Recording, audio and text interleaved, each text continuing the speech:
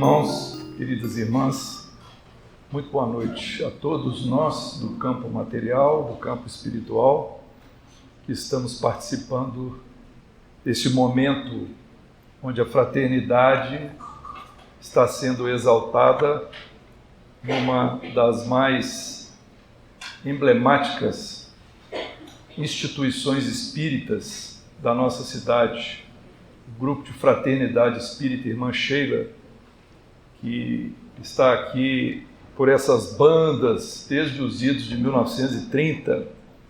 Então a gente tem que pensar um pouco sobre isso, né?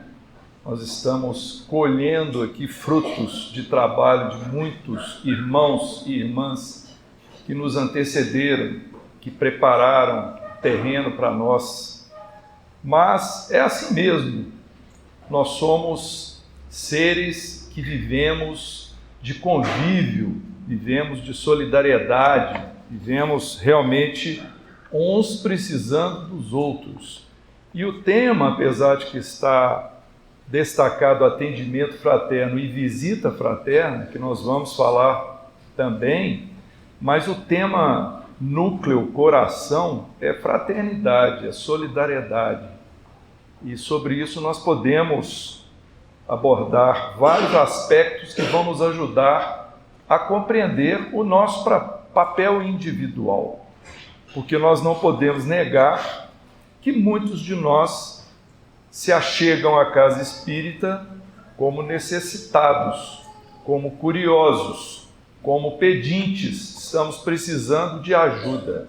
E é para isso que serve a casa espírita, para ajudar em vários sentidos.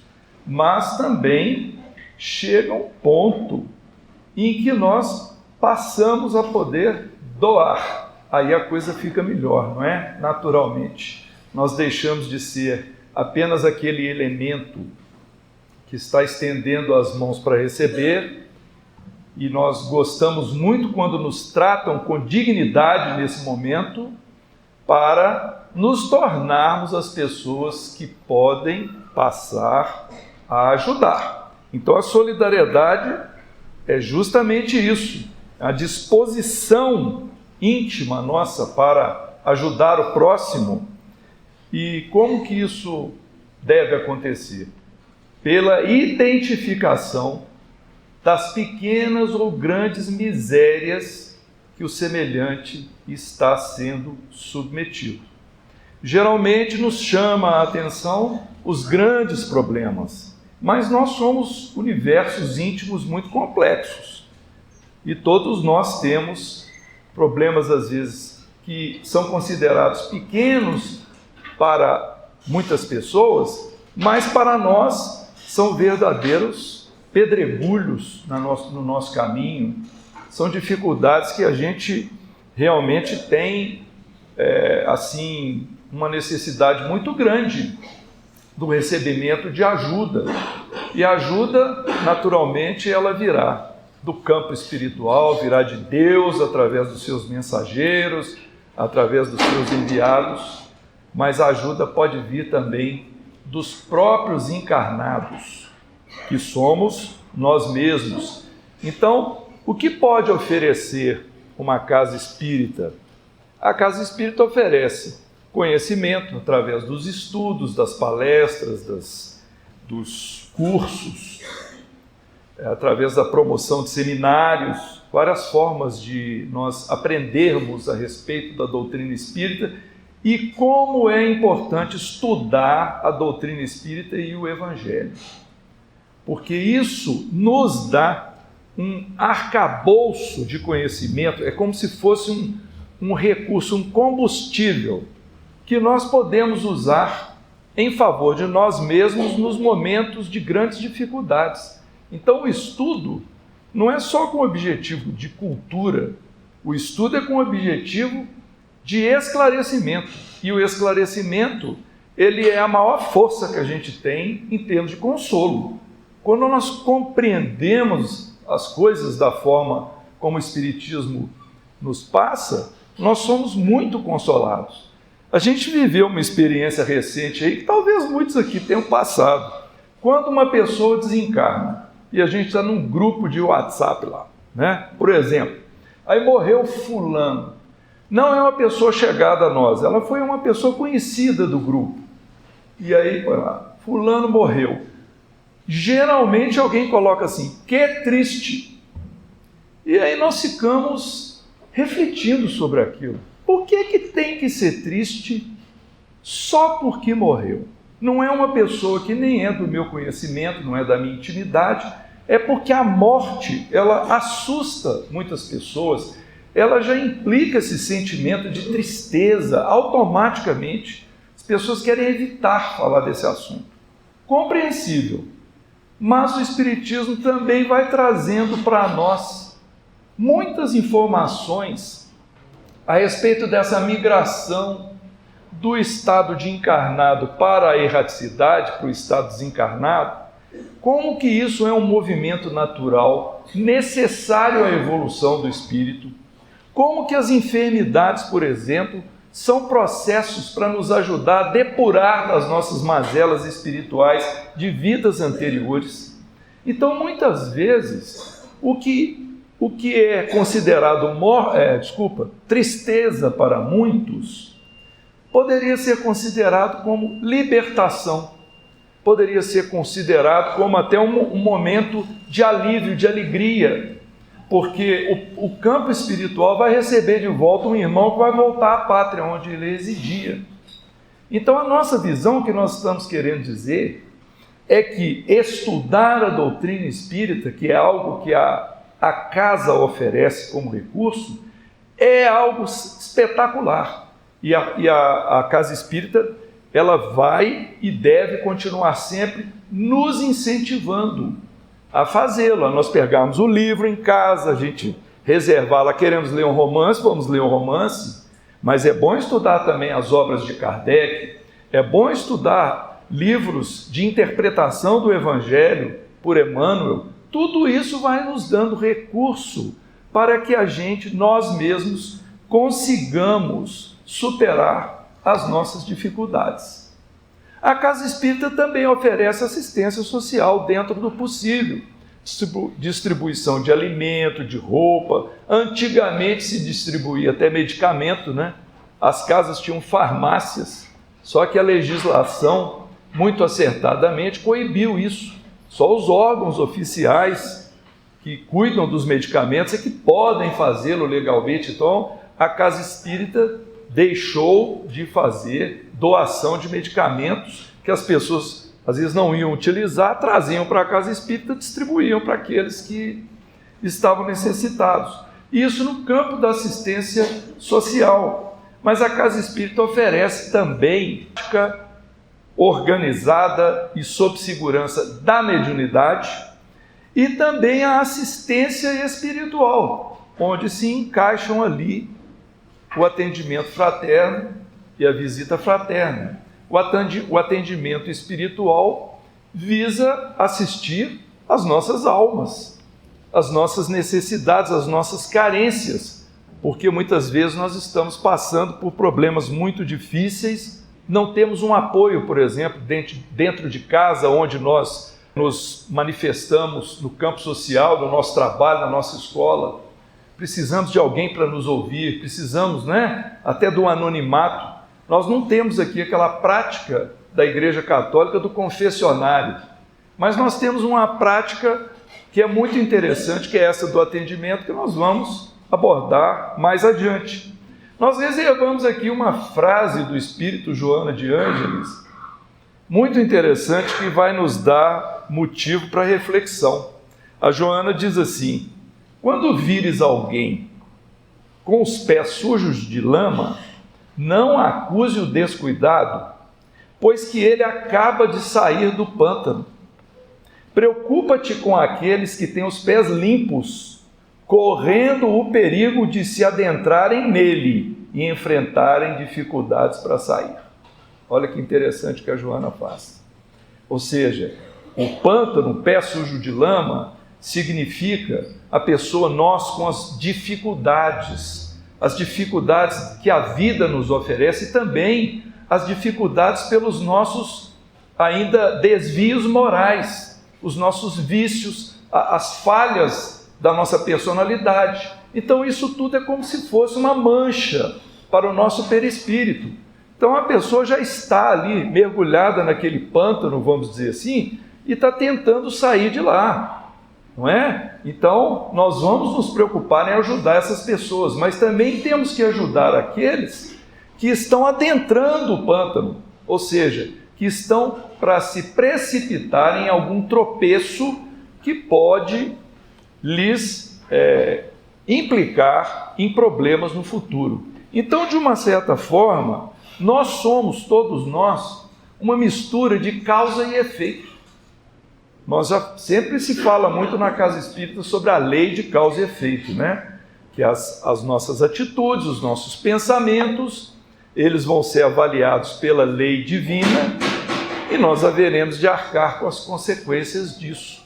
Ou seja, através do livre-arbítrio, nós escolhemos o que queremos fazer pelo nosso discernimento. Então nós pegamos uma semente, vamos lá e plantamos aquela semente. Mas na hora de escolher, não é escolha nossa mais. Plantada a semente, nós vamos ter que colher o que brotar dali. Aí vem o efeito. E de uma certa forma, nós somos as duas coisas. Nós somos a causa dos problemas que nós haveremos de enfrentar no futuro e somos o efeito daquilo que nós já estamos colhendo do nosso passado. Ou seja, aquilo que nós estamos fazendo hoje vai implicar o nosso futuro espiritual. E o que nós fizemos ontem, em existências anteriores, estamos colhendo hoje. Faz parte dessa lei. Não é aquela história de olho por olho, dente por dente. Não é isso. O olho por olho, dente por dente é uma lei do toma lá, dá cá. Aquilo que eu tiver feito, eu tenho que pagar, independente de qualquer situação. No Espiritismo não é assim não. Se nós erramos no passado, mas ao longo do tempo nós reconhecemos o erro, vamos corrigindo as ações, vamos fazendo um movimento oposto àquele erro que nós cometemos, então nós vamos atenuando a colheita. Então não é mais olho por olho, dente por dente. Nós cometemos o equívoco e a colheita pode ser mais branda, porque nós mesmos passamos a compreender o equívoco, nos arrependemos e estamos nos transformando para melhor. Então tem uma reparação perante a lei divina que nós haveremos de sermos responsabilizados. Mas as nossas ações, elas vão nos transformando para melhor, quando a gente decide por isso. Então a nossa colheita vai ser muito mais branda. Então, por isso tudo, meus irmãos, apesar de que nós somos seres pensantes, nós somos pessoas que temos essa capacidade de discernir, nós não podemos viver isoladamente, nós não somos seres isolados, nós somos seres coletivos. E essa coletividade, ela nos é benéfica, porque ela permite que a gente pratique justamente essa lei do amor, a lei da fraternidade, a lei da solidariedade, que vai nos ajudar ao longo da nossa caminhada. Olha só o que Emmanuel fala a respeito da solidariedade. Ele diz assim: é indispensável o culto da solidariedade como simples dever. Então, o Espírito Superior não coloca a solidariedade como sendo algo excepcional. Caridade é algo excepcional. A caridade é algo excepcional num mundo onde vivem espíritos atrasados e egoístas. Aí, realmente, quando alguém pratica a caridade, é uma coisa fora do comum. Mas imaginemos um mundo bem evoluído, um mundo com espíritos muito avançados. A caridade vai ser algo excepcional? Não. Talvez nem exista essa palavra por lá, porque vai ser algo natural. É olhar para o próximo, é a lei, o grande mandamento da lei. Amarás o Senhor teu Deus com todo o teu coração, com toda a tua alma, com toda a tua inteligência, o primeiro mandamento. E o segundo, que é semelhante a este: amarás o teu próximo como a ti mesmo. Então é semelhante. Quando nós amamos o próximo, nós estamos, por semelhança, praticando o amor a Deus. Quando nós não amamos o próximo, aí vem a conclusão.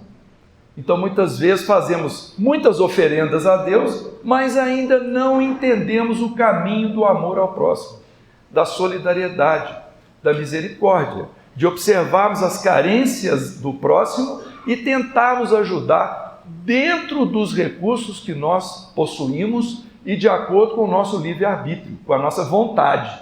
Nós não somos obrigados a fazer como A, B ou C. Se tem pessoas que já são mais desprendidas quanto a isso do que nós, vamos observá-las. Mas a decisão de fazer ou não fazer igual ou melhor sempre será nossa. Então Emmanuel cita que nós possuímos sempre algo para dar. O níquel da assistência consoladora, a roupa esquecida ou imprestável, o pão que sobra à mesa, a frase reconfortante, o livro renovador, a bênção de uma prece. Tudo isso está ao nosso alcance para nós ajudarmos as pessoas. Mas Emmanuel fala que a nossa ação precisa ser espontânea e constante. Nós é que temos que procurar os companheiros que estão necessitados para exercermos esta solidariedade. E assim, então, nós vamos entendendo melhor que o nosso papel é sair da casca e ajudar. Então, quando nós chegamos aqui aflitos, angustiados, com problemas, queremos conversar com alguém, a casa nos indica o quê? O atendimento fraterno, não é isso? O que é o atendimento fraterno? Um grupo de pessoas que vai estar ali disponível num atendimento individual para poder nos ouvir, onde nós vamos desabafar, onde nós vamos contar os nossos problemas, e a gente poderia incluir isso também dentro do SOS Prece que é feito ao telefone. Alguém vai nos ouvir anonimamente, então nós vamos pedir uma prece, nós vamos chorar lá ao telefone, nós vamos desabafar perante a pessoa que está nos ouvindo, e ela vai ter a obrigação de conservar o anonimato, discrição, temos que ser tratados com respeito, com dignidade. Essa pessoa que está nos atendendo, ela vai fazer o possível para respeitar ao máximo aquela nossa situação, para nos tratar com misericórdia, com atenção e com muito zelo com as coisas que estiverem acontecendo conosco. E muitas vezes nós vamos pensar assim, mas a pessoa que vai me atender não vai conseguir entender o que está acontecendo comigo. Pode até ser, só que ela não está sozinha. Ela está amparada pela espiritualidade. E quando a gente procura o atendimento fraterno, não existe só um encarnado ali, tem um grupo, um corpo de espíritos desencarnados, todos ali no preparo e no apoio. Às vezes a situação não é resolvida ali na hora, mas ela vai ser resolvida mais tarde. Ela vai ser resolvida às vezes por meios que a gente nem imagina, e nem é da forma como a gente pensou ou gostaria, mas vai ser pela lei do mérito, vai ser de acordo com o que Deus julga ser melhor para nós. Então, por isso, no campo do atendimento fraterno, nós devemos compreender que muitas vezes, nós até trouxemos aqui, quais são os problemas muito comuns que nós levamos ao atendimento fraterno? O primeiro deles é o egoísmo, né? O egoísmo é a maior causa dos nossos problemas. É a nossa forma de agir que está causando o problema para nós mesmos. Mas nós, às vezes, somos envolvidos por perdas afetivas, por problemas de relacionamentos, ou familiares, ou relacionamentos amorosos, pobreza, desemprego, vícios morais orgânicos, enfermidades, isolamento social, processos obsessivos. Então são tantas as variáveis dos problemas, das situações que podem nos atingir, porque nós somos um universo muito especial que se transforma numa unidade, numa identidade nossa. É muito difícil nós compreendemos exatamente os problemas que afligem um irmão ou uma irmã nosso, porque nós não estamos lá dentro, vivendo, sentindo o que essa pessoa está sentindo. Nós não sabemos quem ela foi na vida passada, que carga que ela está trazendo na sua reencarnação, o que ela está sofrendo no meio familiar, ou talvez sendo pressionada no seu meio profissional. Então, o que a gente tem é uma pequena janela com uma visão do externo, da forma como ela está tentando se expressar, da forma como ela está tentando colocar para fora a ansiedade, a necessidade dela. Mas se nós não temos ali um pó de pirlim-pim-pim, né, para julgar e falar, puf, seus problemas acabaram, porque não é assim que funciona, muitas vezes o que a gente pode ajudar é indicando o melhor caminho, é indicando o que ela poderia fazer, mas não com a nossa visão pessoal. Aí tem que entrar a base do Evangelho e a base da doutrina. Porque se aqui nós ficarmos no império da opinião pessoal e do eu acho, como é que a coisa vai funcionar? A casa não vai ter uma unidade para atender as casas em geral. Então esses atendimentos, eles são feitos na casa espírita ou no lar, no campo da solidariedade, mas a base de tudo é o Evangelho de Jesus. Quando a gente fala Evangelho, não é chegar e falar, você leia Mateus capítulo 6, versículo 6. Não, não é isso. É mencionar um princípio que Jesus trouxe. É dar um estímulo a uma leitura para que ela mesma encontre ali o recurso, o subsídio que pode ajudá-la a crescer. Então, saindo um pouco do atendimento fraterno, dando um pulinho lá na visita fraterna. Como é que funciona a visita fraterna? A visita fraterna é quando um grupo se desloca até uma residência, um lar, para fazer ali uma sessão, um momento em que vai haver uma prece, vai haver uma leitura de uma mensagem de cunho elevado, geralmente do Emmanuel, do Espírito Emmanuel, uma interpretação de um versículo do Novo Testamento, e vai ser dado o passe, um tratamento fluídico, como está acontecendo aqui nas cabines da casa, onde é deixado um vasilhame de água para fluidificar. E quem está sendo tratado ali? Difícil a gente saber, vou dizer para vocês, porque muitas vezes a pessoa que é objeto do tratamento, que é um paciente, ela é um. Mas o campo espiritual da casa está cheio de espíritos precisando de tratamento. Às vezes tem um parente ou uma pessoa que trabalha na casa que está próximo lá, que também está usufruindo das palavras, está usufruindo do ambiente, do conhecimento daquela situação. Nós vamos dar um exemplo que acabou de acontecer conosco. Nós participamos de uma equipe de visita na nossa casa, que é a Fraternidade Espírita Irmão Glacos, que é muito semelhante aqui, o procedimento. Então, nessa visita, nós fomos a uma residência lá no Bar Tirol. A gente fala lá porque é distante do nosso grupo. Fomos lá no Bar Tirol. Ao chegarmos lá, a indicação espiritual, o receituário da psicografia, era para o senhor, que é o pai de família, o dono da casa, né? Um senhor que já é avô, está lá com a família dele. Mas foi tirado para a esposa também um receituário mediúnico. E nesse receituário mediúnico, para ele indicava tomar o passe no lar, mas para ela não. Para ela era tomar o passe na casa espírita. Aí, quando nos mostraram aquilo, se nós quiséssemos ser rigorosos, o que a gente ia falar? Nós só vamos dar passe no senhor aqui. Ela não, porque os espíritos pediram para ir lá na casa espírita.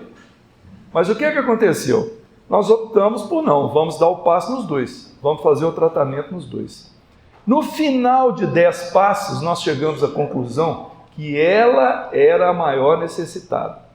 Quando nós chegamos lá, ela estava com grande dificuldade de locomoção. Ela não conseguia levantar e sentar com facilidade, por problemas, né, no corpo físico, na sua estrutura óssea, nos joelhos.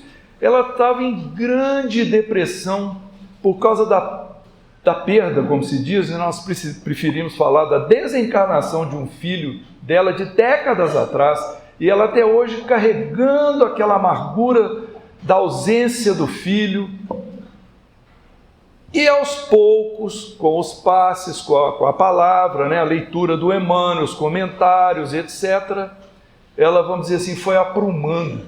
Ela começou a ficar melhor fisicamente e aquela expressão de angústia, de depressão, começou a desaparecer. E um belo dia, quando nós terminamos o passe, fizemos a prece final, já íamos saindo, nós batemos o olho nela, ela estava assim, eu falei, a senhora está querendo falar alguma coisa? Ela não deu outra. Aí ela desabafou um discurso desse tamanho e contou para nós a vida dela. Aí que ela explicou o que estava acontecendo, e aquilo já foi um desabafo de uma virada de página na vida dela.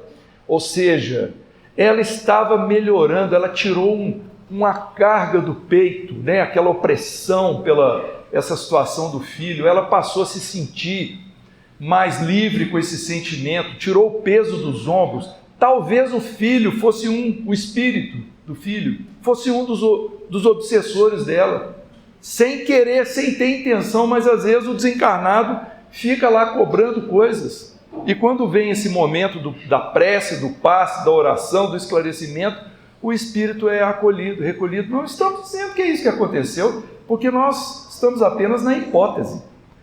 Então, quando terminamos toda aquela sessão das 10 visitas, vieram nos agradecer. E nós colocamos absolutamente. A equipe encarnada só é intermediária. Nenhum de nós aqui merece nenhum tipo de agradecimento, a não ser a gente ter cumprido o regulamento da casa e fizemos a visita. Mas o que aconteceu foi entre a senhora e a lei. Foi a sua fé, a sua insistência em querer receber ajuda, e Deus e a lei do mérito. Por isso que a senhora melhorou. De nossa parte, nós ficamos muito felizes que tenha acontecido dessa forma. Por que nós trouxemos essa ilustração aqui? Para mostrar o seguinte: nós não fazemos a menor ideia das coisas que estão acontecendo nos lares, nos nossos lares, com as nossas famílias, com os nossos parentes, com as pessoas que estão ao nosso lado. O que nós sabemos é que existe um recurso que pode ajudar as pessoas que vêm aqui na casa espírita e as pessoas que estão no lar, às vezes incapacitadas de sair da casa, e que vão receber essa ajuda. Agora, essa ajuda, ela é ofertada, sabe por quê? Porque os encarnados estão frequentando a casa espírita e estão se preparando para participar e para oferecer. E uma das coisas mais sensacionais que tem na casa espírita se chama o trabalho de grupo, trabalhar em coletividade, porque uns vão ajudando os outros a ver os erros e os acertos, e a casa vai caminhando, tentando aperfeiçoar a oferta dela, não é? Quando nós, como dissemos, chegamos muitas vezes, estamos muito carentes, muito necessitados, e não fazemos ideia do potencial de recurso que nós temos. Quando passa aquele momento ruim, vamos dizer assim, que a gente respira um pouco aliviado, é a hora de oferecermos os nossos braços, as nossas pernas, a nossa inteligência, os nossos olhos, ouvidos, para que as tarefas tenham prosseguimento. Então, o atendimento fraterno, ele faz parte dessa ciência de ajudar. E quem foi o maior atendente fraterno que nós conhecemos? Jesus. Porque Jesus ouvia todo mundo, Jesus estimulava as pessoas, ajudava com a compreensão, muitas vezes realizava lá as curas, até curas físicas, materiais. Mas normalmente Jesus dava o estímulo, a compreensão, a palavra, para ajudar a própria pessoa a encontrar meios dela se libertar de suas mazelas. Então o atendente, a pessoa que vai ajudar, é uma pessoa que tem que ter uma boa moral, tem que ter um hábito de orar, o hábito de estudar, o hábito de orar, pelo menos fazer, realizar o culto cristão no lar. precisa ter conhecimento da doutrina espírita, e isso para quem vai nos lares também, a visita fraterna.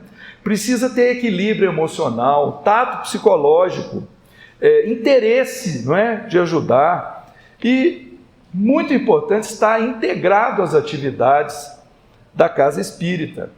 Aí como que nós então como é que nós preparamos essas pessoas, né? Qual que é a diferença de grupo e equipe? Por exemplo, pessoas numa fila de ônibus querendo entrar no ônibus, são um grupo ou uma equipe? É grupo, né? Por que que essas pessoas são só um grupo? Todas têm a mesma meta, querem entrar no ônibus, mas o principal elas não têm: o senso de trabalho em conjunto.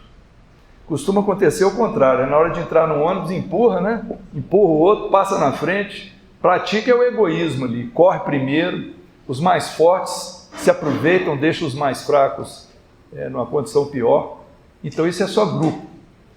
Não significa ter o mesmo interesse, não significa equipe. Equipe é o trabalho em conjunto, é um compreendendo o que pode suprir da falta do outro, todos compreendendo a mesma regra, porque a casa vai estipular aqui uma regra, um procedimento para as pessoas praticarem o atendimento fraterno, praticarem a visita fraterna, e aqueles que estão começando, por exemplo, vão observar os que já têm mais tarimba, os que já têm mais prática, para poder se integrarem. Mas será que isso torna claro aquele lance da lei? Amar a Deus igual a amar ao próximo como a ti mesmo. Esse a ti mesmo, ele está dizendo da nossa responsabilidade individual em nos prepararmos para amar o próximo e assim amar a Deus. Se nós não nos prepararmos intimamente, como é que nós vamos amar o próximo? Nós precisamos crescer, evoluir. Nós temos que nos elevar em progresso espiritual para a gente ter condição de amar o próximo. Para a gente ter compaixão, misericórdia, preocupação com o semelhante, nós temos que fazer isso crescer em nós, esse senso, né, de responsabilidade. Então tem uma mensagem aqui que nós gostamos muito dessa mensagem, meus irmãos, e parece que essa mensagem nos persegue, sabe?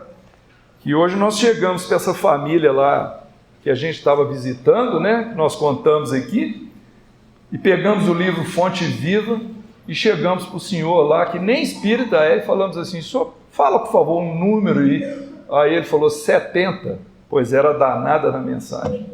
Essa mensagem é uma mensagem que a gente aprecia muito, e ela se chama solidão.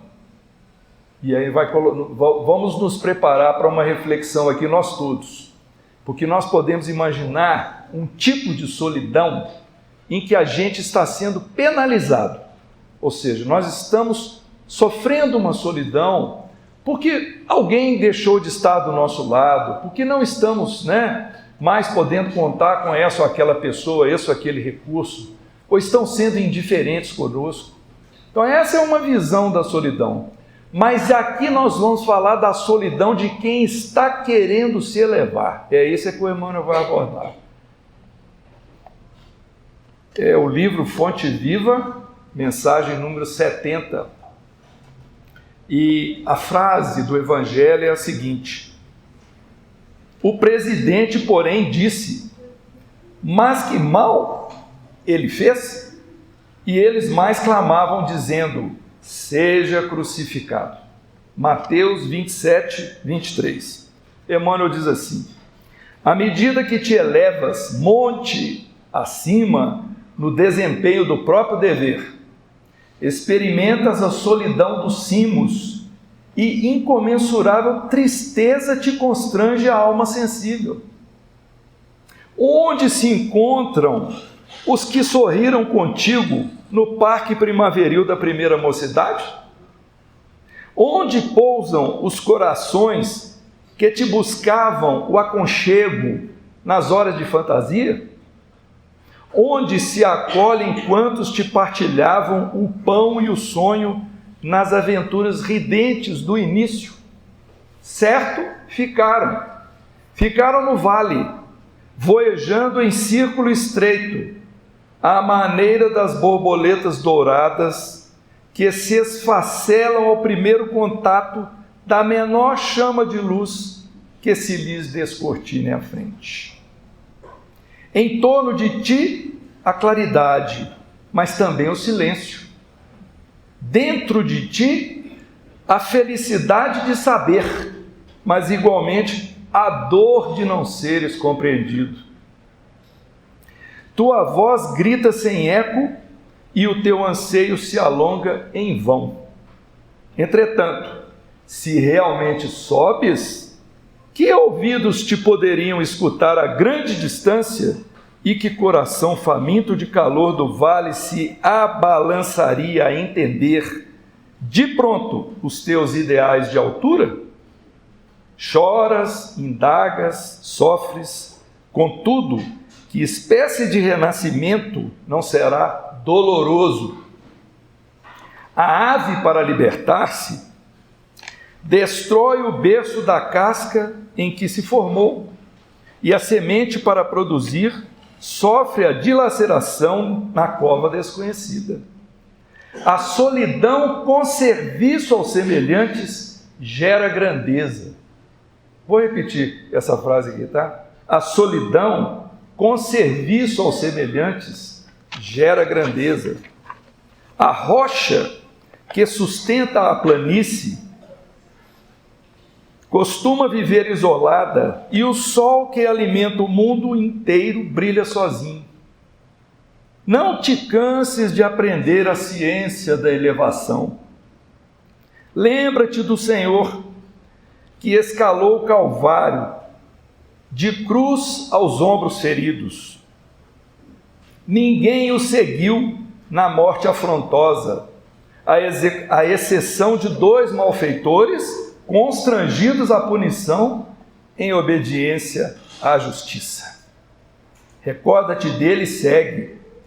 Não relaciones os bens que já espalhaste. Confia no infinito bem que te aguarda. Não esperes pelos outros, na marcha de sacrifício e engrandecimento, e não ouvides que pelo ministério da redenção que exerceu para todas as criaturas, o divino amigo dos homens não somente viveu, lutou e sofreu sozinho, mas também foi perseguido e crucificado. Essa decisão da gente crescer espiritualmente, da gente se melhorar, muitas vezes ela provoca perda de muitos amigos, incompreensão familiar, acusações de fanatismo, de um monte de coisas que muitos aqui já podem ter passado, ou alguns aqui devem se preparar para passar, porque muitas vezes é assim que acontece. Quando diz assim, você entrou para o espiritismo, você é louco, porque somos minoria no campo da religiosidade, mas temos o benefício de um grande esclarecimento de uma doutrina muito consoladora. Então não é privilégio, como disse aqui o Rodrigo, não somos privilegiados, mas somos chamados a um campo de grande responsabilidade, talvez muito maior do que irmãos que não têm a compreensão dessas coisas. Então a decisão do crescimento, ela é uma decisão muito particular, muito individual. Geralmente acontece com muitos de nós quando a Dona Dolores nos chama. Conhece a Dona Dolores? É o momento da dor, né? Vem uma dor muito forte, aí você fala, pera lá, eu preciso encontrar uma solução para os meus problemas aqui. Do jeito que está, eu não estou sendo saciado. Nós fazemos estudos com um casal de católicos, estudo virtual, começou nessa onda aí do isolamento, nós convidamos junto algumas pessoas que eram do nosso grupo de visita fraterna, falei, eu tenho um casal de amigos que são católicos, eu gostaria que eles participassem porque eu tenho certeza que vai dar certo, e não deu outra. Por quê? Porque aí nós aprendemos com o pensamento deles e eles aprendem com o nosso, e não há nenhum choque, é uma parceria espetacular.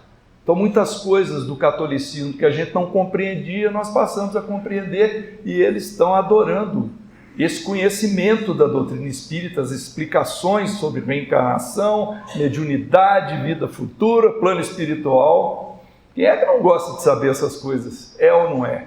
Quem é que não gosta de saber que a mãe, o cônjuge, o filho, a avó, o irmão que já desencarnou, está lá no campo espiritual, vivo, consciente e muitas vezes preparado para nos encontrar quando a gente chegar do lado de lá. É simplesmente um prosseguimento da vida. Então isso para nós é altamente confortador. E essa lição, nós trouxemos ela aqui, poderiam dizer, ué, mas que estranho, nós estamos falando de atendimento fraterno, visita, ele traz alguma coisa falando de solidão, mas na verdade ela está falando do nosso desejo de crescer, nosso desejo de subir esse monte. E com todo respeito às pessoas que convivem conosco, a compreensão de que muitas vezes nós vamos ter que pagar um preço de não sermos compreendidos, de ficarmos mais isolados. Quantas pessoas falam assim, eu não consigo fazer culto no lar, com ninguém na minha casa, eu tenho que fazer sozinho, porque ninguém quer saber de fazer culto no lar. Não tem problema nenhum. E os desencarnados? Estão lá, ó. É só fazer o culto e seguir sistematicamente, respeitando o horário, respeitando o conteúdo, respeitando os ditames da prática do culto, que a nossa casa vira uma escolinha, vira uma escola. Os espíritos são levados para lá para ouvir a página do Evangelho, o nosso comentário. Então, são recursos que a doutrina espírita nos traz, que vem mostrar como que ao fazer um simples culto no lar, nós estamos praticando solidariedade. Nós estamos informando irmãos desencarnados sobre coisas que eles, quando estavam encarnados, muitas vezes não tiveram acesso, não tinham conhecimento, não sabiam, estão sofrendo no campo espiritual pela ignorância do Evangelho. Então nós estamos ali aprendendo, ninguém precisa ser doutor para fazer culto no lar, nós estamos aprendendo, mas estamos compartilhando com eles. Isso não é solidariedade? Por que eles são levados até a nossa casa? Porque os benfeitores espirituais, que são espíritos familiares, costuma-se chamar anjo da guarda, mas no Espiritismo, segundo o Livro dos Espíritos, o anjo da guarda é uma entidade muito evoluída, está muito acima no patamar do progresso espiritual. O que a gente tem mesmo são espíritos familiares, estão mais próximos. Não necessariamente família consanguínea, não, tá? Espírito familiar é ligado a nós pelo sentimento, ligado a nós por afinidade, que muitas vezes se comprometeram a nos ajudar quando a gente reencarnou. Estão ali conosco. E às vezes ficam ali, né?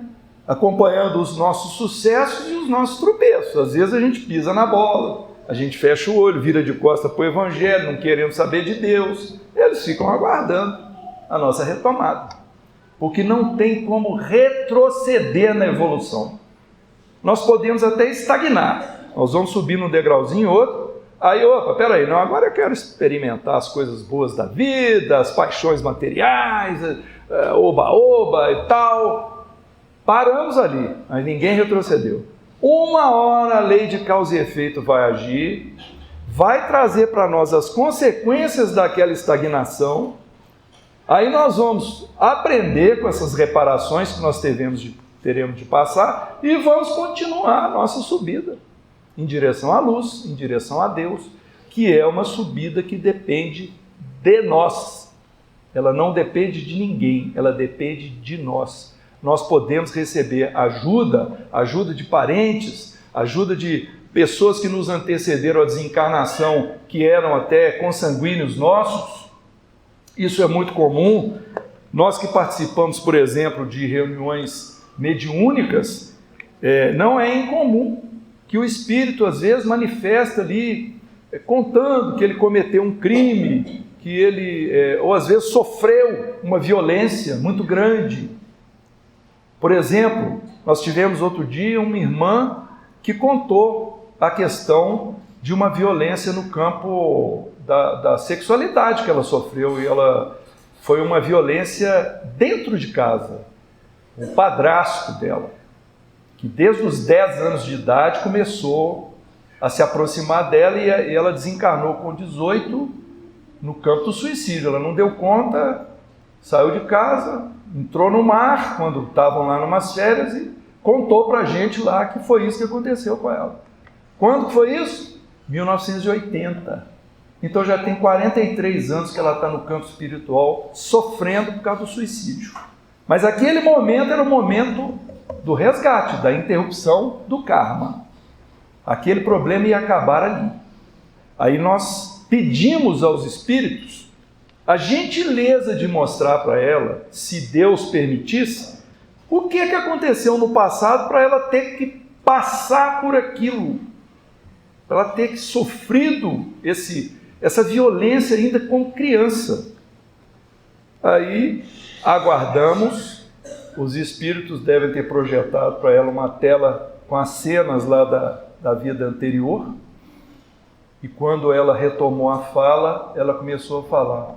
Eu vi um padre, e esse padre ele atuava num colégio onde tinha muitas meninas, e ele estava abusando de todas as meninas, e aí contou um caso de uma ou de outra, no particular, as coisas que foram feitas.